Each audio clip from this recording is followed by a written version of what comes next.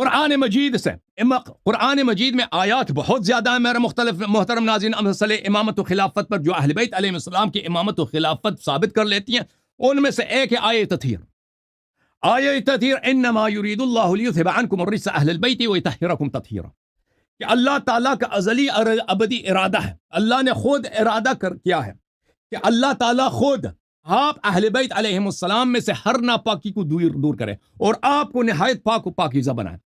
اور اللہ تعالیٰ اذا اراد امرا انما یقول له کن فیکون، اللہ تعالیٰ کے ارادے کو کوئی روک نہیں سکتا۔ جب اللہ نے ارادہ کیا کہ اللہ خود کرے، خود انجام دے، کیا انجام دے؟ اہل بیت علیہ السلام سے ہر ناپاکی کو دور کرے، ہر ناپاکی کو دور کرے۔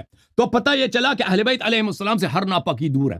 وہ ناپاکی چاہے وہ گناہ ہو، چاہے وہ خطا ہو، وہ ناپاکی چاہے حسب میں ہو، چاہے وہ نسب میں ہو، وہ ناپاکی چاہے شریعت میں ہو، چاہے عرف میں ہو، اللہ تعالیٰ نے خود ان سے دور فرمایا اور ان کو نہایت پاکیزہ۔ یطہرکم تطہیرا، تطہیرا یہاں پر ہے مفعول مطلق، ان شخص کو پتہ نہیں ہوگا کیونکہ اس کو کچھ آتا نہیں ہے۔ مفعول مطلق آتا ہے کس کے لیے؟ مبالغہ کے لیے، کمال بتانے کے لیے کہ اللہ تعالیٰ آپ کو نہایت پاک بنا دے۔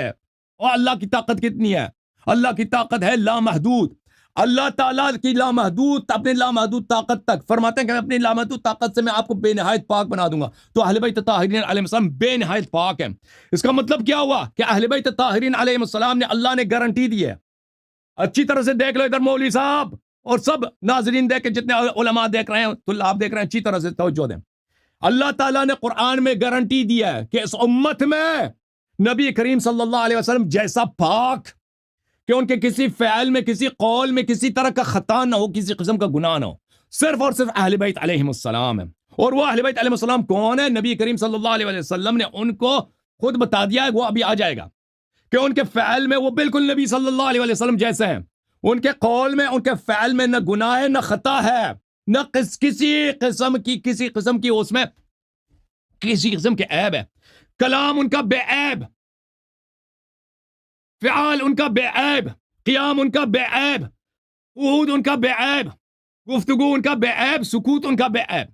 اسی کو کہتے ہیں امام، اسی جو بالکل نبی صلی اللہ علیہ وسلم جیسا ہے، کہ جو بھی حکم کرے وہ صحیح ہو، جو بھی کہے وہ صحیح ہو، اور جو بھی نہیں کرے وہ صحیح ہو۔ اسی کو کہتے ہیں امام، اور اللہ تعالیٰ نے اس کو قرآن میں واضح طور پہ بیان فرمایا۔